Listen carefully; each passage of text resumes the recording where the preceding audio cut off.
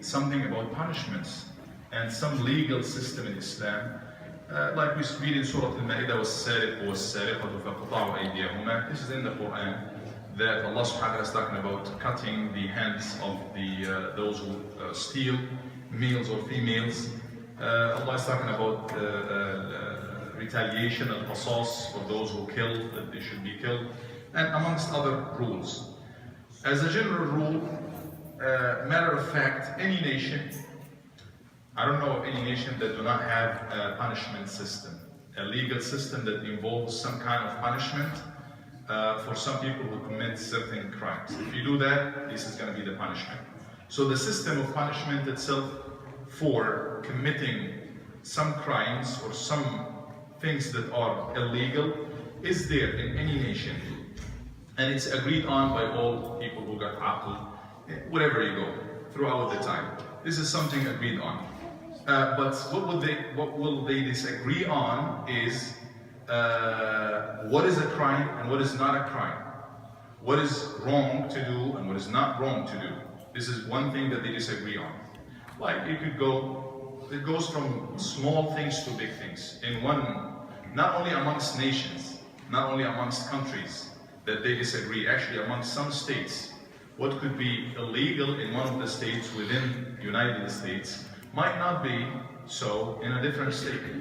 So speeding, for example, what is the speed limit using the radar detector in some places? You will find some little differences between nations and even between some jurisdictions and some states and so on. So they disagree whether this is a crime or this is something wrong, this is illegal or not. They also disagree about the amount or the يعني حد العقوبة, مقدار العقوبة. How should specific crime be punished with?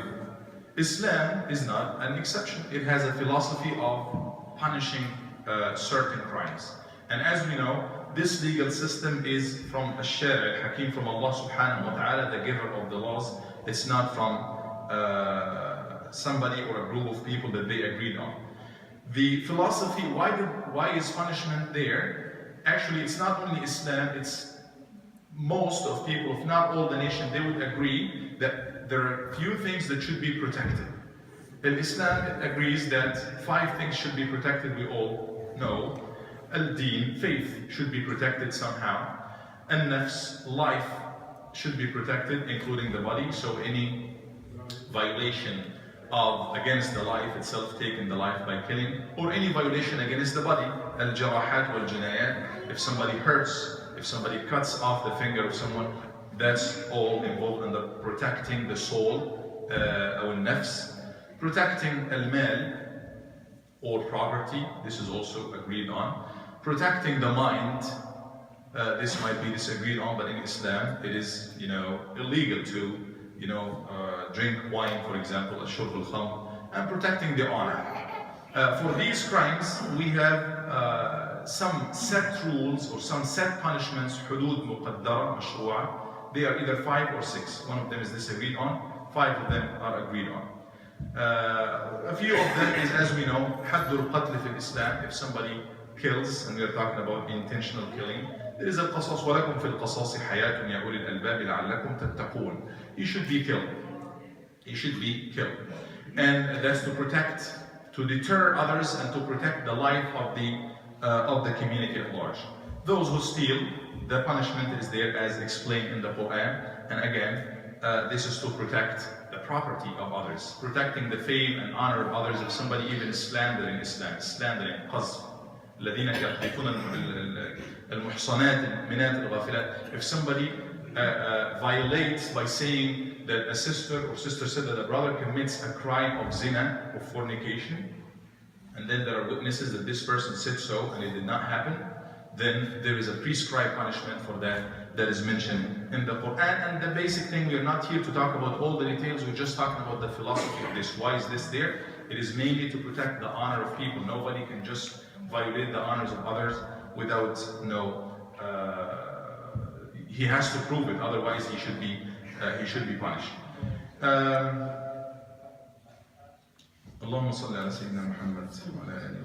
We see that the amount of punishment will go along with how big or small is the crime. So if something is as big as al-qatl, or killing, or taking the soul, taking the life of someone else, the punishment is going to be as big, which could be as far as taking the life of that person, as Allah subhanahu wa ta'ala said in the Quran. Some people might criticize, something that I personally notice. We don't criticize each other much as far as nations or countries for our laws. Actually, it is usually a matter of respect, to show that you respect the legal system in Europe, for example.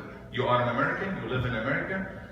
China, they have not completely, but it has usually some different rules. But it's a matter of respect that you accept them. You show Chinese and China as a country that you accept them, and you accept their legal system, and you accept their ways, even though they are different.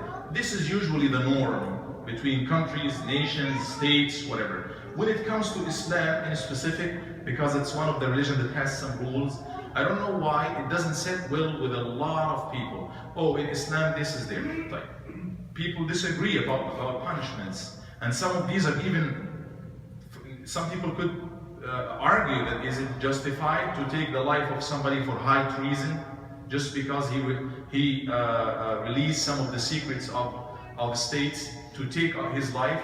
Yes, it might be justified, but some people might argue otherwise. In some nations, معارضة بعض الرموز مثلا, it's a law that if you talk about people, about the leader, the president, usually in specific countries, they can take your life by law. And no, not much criticism is there for that. But when we talk about Islam, especially us as Muslims knowing and believing that this is from Allah subhanahu wa ta'ala, we see that much criticism in there. Allah subhanahu wa ta'ala ya'lam man khalaq. But the philosophy of punishment is Allah subhanahu wa ta'ala wants to fulfill a few things. One of them is zajr, there's the level of deterrence in there, to deter others. As Allah said, وَلَكُمْ فِي الْقِصَاصِ حَيَاةٌ. There is actually life in implementation and application of retaliation. What are you talking about? You're killing somebody. How? There is life. There is life for the community. When you know for sure that if you kill somebody, you are going to be killed, that is most likely will work as a deterrence, as rad'a for you not to do that. One of them is property. If you violate the property of other by sariqa, by stealing, if you know that your hand is going to be cut, you can imagine. That's not to say there are no Muslim thieves, or it did not happen in the time of the Prophet, in the time of the Khulafa, but you can just imagine. Or it's more clear, it's clearer in the area of shurb al-khamr, or wine, or people who drive while being drunk. Imagine if there is any punishment, obviously no punishment. They tried to do it back in the 30s, here in the States, to have some kind of punishment for being drunk, for drinking wine, and it did not work out for some reason. But imagine right now, I don't have the numbers, but the people who die because of somebody who is driving while drunk, the number is huge. You're talking about hundreds of thousands of people every year that die out of that. Imagine that there is a regulation, a system that sets some kind of limitations, let's say, for drinking, like Islam does. How many lives will be saved in this process? In Islam, if somebody is drunk, there is a punishment for that. And more so if he, لو تصرف أي من التصرفات, if he, while drunk, divorces his wife, or let's say give up his money to somebody, even though in Islam you should have your aql, you should have your full mental capacity before your tasarrufat, your transactions, and before these could be valid. But no, if you decide to do that intentionally by drinking wine, you decide to do it, it will count against you as a kind of punishment. So one of the philosophies of punishments in Islam is not really to just punish. مَا يَفْعَلُ اللَّهُ بِعَذَابِكُمْ إِن شَكَرْتُمْ وَآمَنْتُمْ. What do you think Allah subhanahu wa ta'ala is going to benefit or do with punishing you, with putting you into torment, if you become good, if you shakartum, grateful, وآمنتم, and you are believers? But it is there to give life. If you punish those who violate life of others by taking their life, some people might look at it from a narrow perspective that, oh, somebody is being killed in there. He is being killed, but that will work as a deterrence and rad'a for many others that might be thinking about it. Yet, we might even argue that there is rahmah, there is mercy at so many levels.